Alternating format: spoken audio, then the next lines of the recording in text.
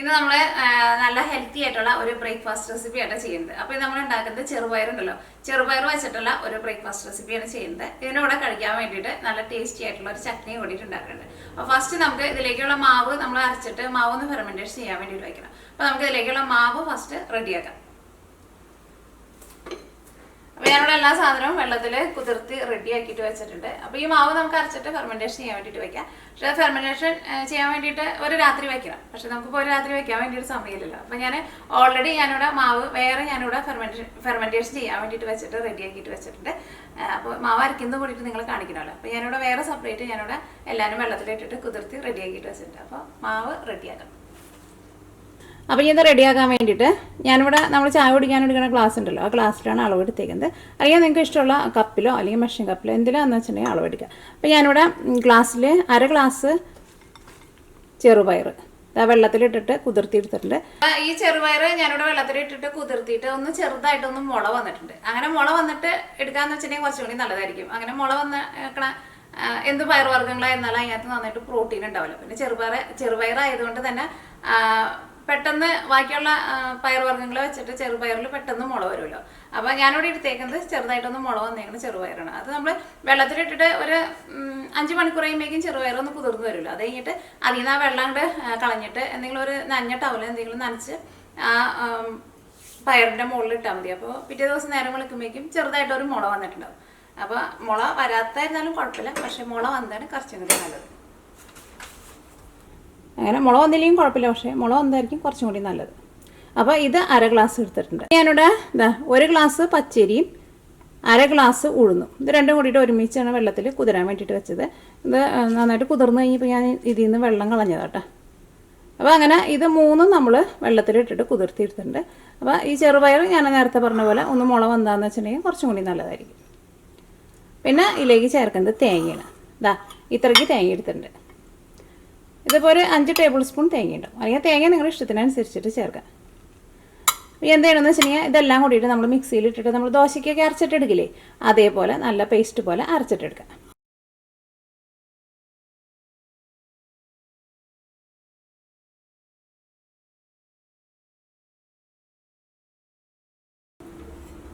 അപ്പം ഇത് നല്ല പേസ്റ്റ് പോലെ അരച്ചെടുക്കാം.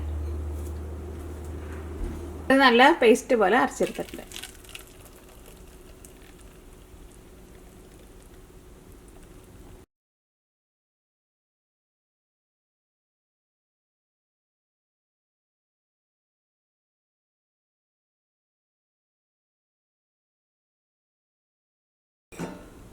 നമ്മൾ ബാക്കിയുള്ളതും നല്ല പേസ്റ്റ് പോലെ അരച്ചെടുത്തിട്ടുണ്ട്. ഇത് നമുക്ക് കൈ കൊണ്ട് നന്നായിട്ടൊന്ന് മിക്സ് ചെയ്യാം. അതേപോലെ കൈ കൊണ്ട് നന്നായിട്ട് മിക്സ് ചെയ്തിട്ട് എടുക്കുക. നമ്മുടെ ബാറ്റർ അരച്ചത് റെഡി ആയിട്ടുണ്ട്.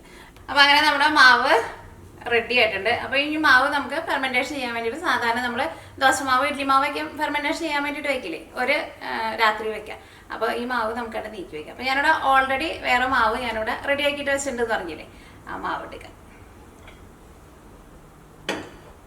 അപ്പോൾ നമ്മുടെ മാവ് നല്ല സോഫ്റ്റായിട്ട് നന്നായിട്ട് പൊന്തി വന്നിട്ടുണ്ട്. നമ്മൾ ഈ മാവിലേക്ക് ഞാനിവിടെ കുറച്ച് ക്യാരറ്റും പിന്നെ ക്യാരറ്റ് ഗ്രേറ്റ് ചെയ്തെടുത്തിട്ടുണ്ട്. പിന്നെ കുറച്ച് മല്ലിയിലയും കുറച്ച് പച്ചമുളകും അത് മൂന്ന് നമുക്ക് ഇതിലേക്ക് ഫ്രഷ് ആയിട്ട് ചേർക്കാം. അതിന് മുമ്പായിട്ട് ഇതിലേക്ക് നമുക്ക് കുറച്ച് വറവ് റെഡിയാക്കണം. വറവ് റെഡിയാക്കുന്നത് ഇതിലേക്ക് നമ്മൾ കടുക് പൊട്ടിക്കും, പിന്നെ കുറച്ച് ഉഴുന്നൊക്കെ ചേർത്തിട്ട് വറവും റെഡിയാക്കിയിട്ട് രണ്ടും കൂടിയിട്ട് ചേർത്തിട്ട് നമുക്ക് മാവ് മിക്സ് ചെയ്തിട്ട് എടുക്കാം. അപ്പോൾ നമ്മുടെ മാവ് ചട്നിയൊന്നും ഇല്ലാണ്ട് തന്നെ കഴിക്കാനാണെങ്കിൽ നല്ല ടേസ്റ്റ് ഉണ്ടാവും. അപ്പോൾ ഫസ്റ്റ് നമുക്ക് വറവ് റെഡിയാക്കാം. പാൻ നന്നായിട്ട് ചൂടായിട്ട് ഇതിലേക്ക് നമുക്ക് ആവശ്യത്തിന് ഓയിൽ ഒഴിക്കാം.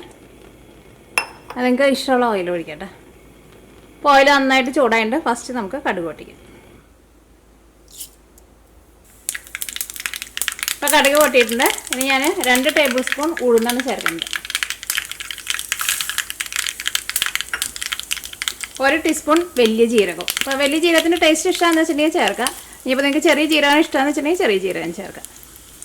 നിങ്ങൾ കറിവേപ്പില ഉണ്ടെന്ന് വെച്ചിട്ടുണ്ടെങ്കിൽ കറിവേപ്പിലയും കൂടിയിട്ട് ചേർക്കണം കേട്ടോ. അപ്പോൾ എൻ്റെ അടുത്ത് കറിവേപ്പില ഇല്ല. അപ്പോൾ കഴിഞ്ഞ ദിവസം കടയിൽ പോയപ്പോൾ കറിവേപ്പില കിട്ടില്ല. അപ്പോൾ നമ്മൾ ഉഴുന്നൊക്കെ മൊരിഞ്ഞ് നല്ലൊരു ഗോൾഡൻ കളറാവട്ടെ.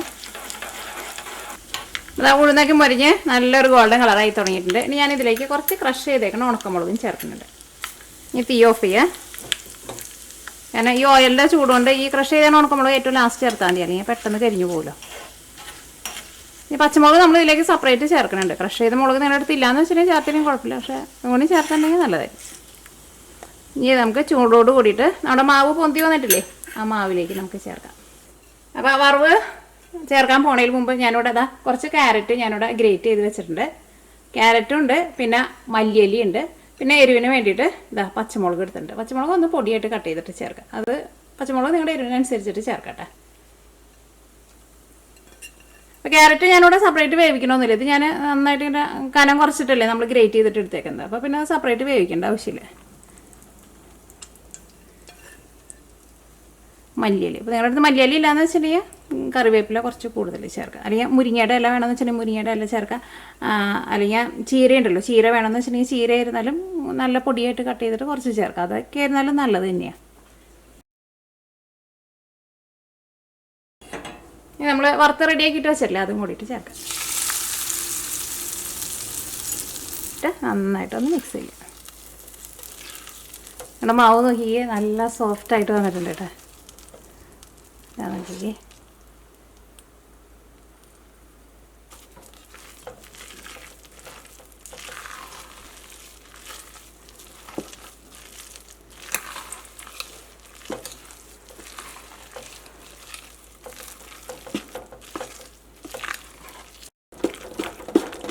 മാവിന് നല്ല പദം വന്നിട്ടുണ്ട്. കണ്ട ഇളക്കുമാർ സൗണ്ട് കേൾക്കണില്ലേ, നല്ല പദം വന്ന സൗണ്ട്. ഇനി ഇതിലേക്ക് ആവശ്യത്തിന് ഉപ്പ് ചേർക്കാം.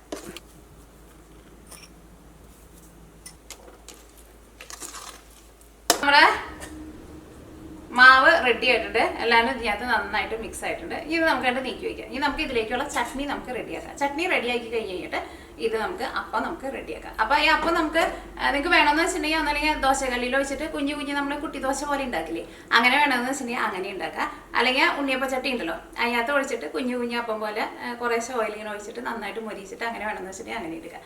അപ്പോൾ ഞാനിവിടെ ഉണ്ണിയപ്പം ചട്ടിയിലാണ് ഉണ്ടാക്കുന്നത്. പക്ഷേ എൻ്റെ അടുത്ത് ഉണ്ണിയപ്പം ചട്ടി പറഞ്ഞിട്ടുണ്ടായിരുന്നു. പക്ഷേ ഞാനിപ്പോൾ ഇവിടെ നോക്കിയിട്ട് കാണാനില്ല. ഇവിടെ കുറച്ച് ദിവസം മുമ്പ് ഒരു പണി നടക്കണ്ടായിരുന്നു. അപ്പോൾ ഞാനത് ഇവിടെ നിന്ന് മാറ്റി വെച്ചിട്ട് എവിടെ പോയെന്ന് നോക്കിയിട്ട് കിട്ടിയില്ല. അപ്പോൾ എൻ്റെ അടുത്ത് നമ്മൾ കപ്പ് കേക്ക് ഉണ്ടാക്കുന്ന ഇതുണ്ടല്ലോ, അതിൻ്റെ മോൾഡുണ്ട്. അപ്പോൾ അതിനകത്ത് വെച്ചിട്ടാണ് ഞാൻ ഉണ്ടാക്കാൻ വേണ്ടിയിട്ട് പോകുന്നത്. അത് വേണമെന്ന് നിർബന്ധമില്ല കേട്ടോ. എൻ്റെ അടുത്ത് ഉണ്ണിയപ്പം ചട്ടി ഇല്ലാത്തതുകൊണ്ടാണ് അതിനകത്ത് ഒഴിക്കുന്നത്. അല്ലെങ്കിൽ ഉണ്ണിയപ്പം ചട്ടിയിൽ കുറേശ്ശെ ഒഴിച്ചിട്ട് അങ്ങനെ മൊരിച്ചിട്ടിട്ട്. അപ്പോൾ നമ്മുടെ മാവ് കൂടി ഇരിക്കട്ടെ. ചട്നി റെഡി ആയി കഴിഞ്ഞിട്ട് ഇത് റെഡിയാക്കാം.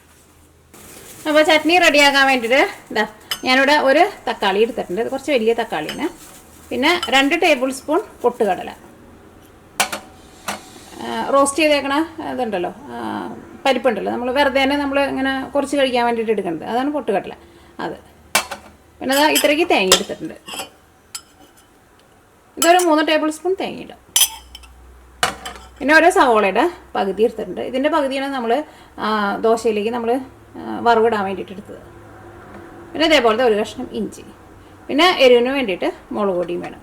ഇനി ഇതിലേക്ക് നിങ്ങൾക്ക് ചട്നിയിലേക്ക് കുറച്ചുകൂടി പുളി വേണമെന്ന് വെച്ചിട്ടുണ്ടെങ്കിൽ സെപ്പറേറ്റ് കുറച്ച് വാളംപുളി ചേർക്കുക. പക്ഷേ തക്കാളിക്ക് ആയിരുന്നാലും കുറച്ച് പുളി ഉണ്ടാവില്ല. പിന്നെ നമ്മുടെ ദോശയ്ക്ക് ആയിരുന്നാലും അത്യാവശ്യം ഒരു ചെറിയ പുളി ഉണ്ടാവും. അപ്പോൾ കൂടുതൽ പുളി വേണമെന്ന് വെച്ചിട്ടുണ്ടെങ്കിൽ ചട്നിയിൽ നിങ്ങൾക്ക് വേറെ സെപ്പറേറ്റ് കുറച്ച് വാളംപുളിയും കൂടിയിട്ട് ചേർക്കാം.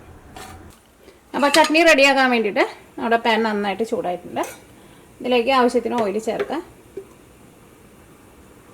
ആദ്യം ഞാനിവിടെ വെളിച്ചെണ്ണ എടുക്കുമ്പോൾ ഭയങ്കര കട്ടിയായിട്ടല്ലേ കാണാറ്. ഇപ്പോൾ നല്ല ചൂടായിട്ടുണ്ട്. അപ്പോൾ അതുകൊണ്ട് തന്നെ വെളിച്ചെണ്ണ നല്ല വെള്ളം വലിയായിട്ടുണ്ട്. നന്നായിട്ട് ചൂടായിട്ടുണ്ട്. ഫസ്റ്റ് നമ്മുടെ പൊട്ടുകടല, ഈ പൊട്ടുകടല ഒന്ന് ചെറുതായിട്ടൊന്ന് മൊരിയണം കേട്ടോ. അല്ലെങ്കിൽ മൊരിഞ്ഞില്ല എന്ന് വെച്ചിട്ടുണ്ടെങ്കിൽ ഒരു പച്ച ഒരു ടേസ്റ്റ് വരും നമ്മുടെ ചട്നിക്ക്. എന്നാൽ മൊരിയാന്ന് വെച്ചിട്ടുണ്ടെങ്കിൽ പൊട്ടുകടല അങ്ങനെ മൊരിഞ്ഞിട്ട് ഇങ്ങനെ ഒരു ഗോൾഡൻ കളർ ആവില്ല. അങ്ങനെ ആവണ്ട. ഒന്ന് ഓയിലിൽ കിടന്നിട്ട് ഒന്ന് നന്നായിട്ടൊന്ന് ചൂടായിട്ട് വരട്ടെ. ഇത് വെളിച്ചെണ്ണയിൽ കിടന്നിട്ട് നന്നായിട്ടൊന്ന് ചൂടായിട്ടുണ്ട്. ഒന്ന് ചെറുതായിട്ടൊന്ന് മൊരിഞ്ഞ പോലെ വന്നിട്ടുണ്ട്. ഇതിലേക്ക് നമ്മൾ സവോള എടുത്ത് വെച്ചിട്ടുണ്ടല്ലോ, സവോളയുടെ പകുതി ഇത് ചേർക്കാം.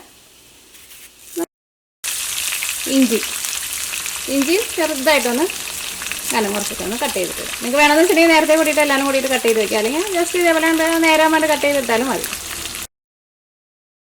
അപ്പോൾ സവോളയ്ക്ക് നന്നായിട്ട് വളർന്നിട്ടുണ്ട്. ഇനി ഇതിലേക്ക് മുളക് പൊടി ചേർക്കാം. നിങ്ങളുടെ എരിവിനനുസരിച്ചിട്ട് ചേർക്കാം. ഇതിലേക്ക് നമ്മൾ എടുത്ത് വെച്ചേക്കുന്ന തക്കാളി ഉണ്ടല്ലോ, ആ തക്കാളി ചേർക്കാം. ഇതിലേക്ക് തേങ്ങയും കൂടിയിട്ട് ചേർക്കാം. ഇപ്പോൾ നന്നായിട്ടൊന്ന് സോഫ്റ്റായിട്ട് വരട്ടെ. ഇതിലേക്ക് നമുക്ക് ആവശ്യത്തിന് ഉപ്പ് ചേർക്കാം. ഒരു 5 മിനിറ്റ് നമുക്കൊരു മീഡിയം ഫ്ലെയിമിൽ മൂടി വയ്ക്കാം.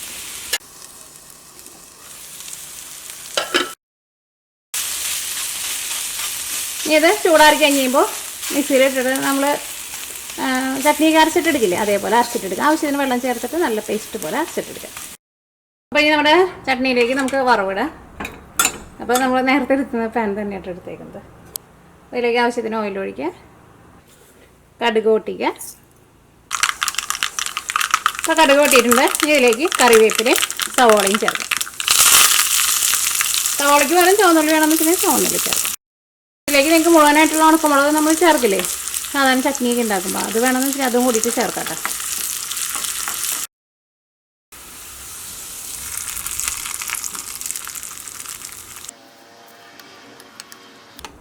അപ്പോൾ നമ്മുടെ തക്കാളി ചട്നി റെഡി ആയിട്ടുണ്ട്. അപ്പോൾ നിങ്ങൾക്ക് പുളി വേണമെന്ന് വെച്ചിട്ടുണ്ടെങ്കിൽ സെപ്പറേറ്റ് നിങ്ങൾ പുളിയും കൂടിയിട്ട് ചേർക്കണം കേട്ടോ. അപ്പോൾ ഫസ്റ്റ് നമുക്ക് ഇതിലേക്ക് കുറച്ച് ഓയിലൊന്ന് ബ്രഷ് ചെയ്ത് കൊടുക്കാം.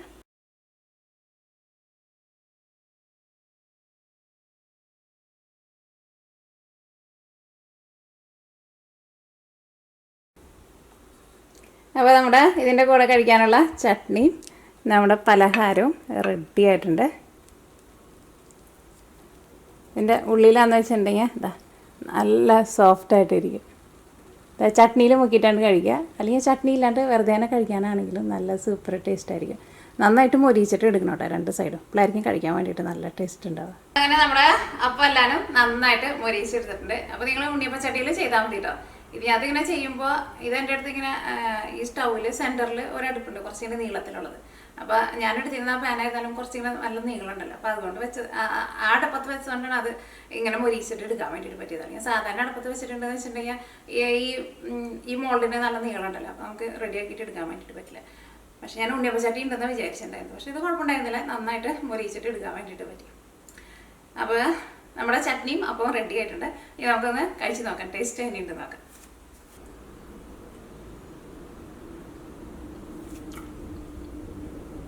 കഴിച്ചാട്ടോ എന്താ പറയാം,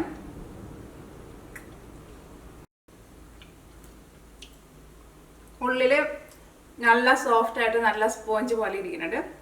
ബാക്കിയുള്ള അടിഭാഗവും സൈഡും മുകൾഭാഗവും ഒക്കെ നന്നായിട്ട് മൊരിഞ്ഞിട്ടുണ്ട്. അപ്പൊ നിങ്ങള് ഇത് മൊരിച്ചിട്ട് എടുക്കുമ്പോൾ പ്രത്യേകം ശ്രദ്ധിക്കണം, കാരണം ഇതിന് അത്യാവശ്യം നല്ല വേവുണ്ട് കേട്ടോ. അപ്പോൾ ഒരു മീഡിയം ഫ്ലെയിമിൽ വെച്ചിട്ട് വേണം റെഡിയാക്കിയിട്ട് എടുക്കാൻ വേണ്ടിയിട്ട്. പിന്നെ മുകളിലായിരുന്നാലും കുറച്ചിങ്ങനെ ഓയിലൊന്ന് ഒഴിച്ച് വരണം കേട്ടോ. അപ്പോഴേക്കും അതിൻ്റെ ആ സൈഡും അടിഭാഗമൊക്കെയും ഒന്ന് നന്നായിട്ടൊന്ന് മൊരിഞ്ഞ് വരാം. അപ്പോൾ നിങ്ങൾ ട്രൈ ചെയ്ത് നോക്കിയിട്ട് ഫീഡ്ബാക്ക് പറയാൻ വേണ്ടിയിട്ട് മറക്കരുത്. അപ്പോൾ നമുക്ക് നാളെ വേറൊരു പുതിയ റെസിപ്പി ആയിട്ട് വരാം.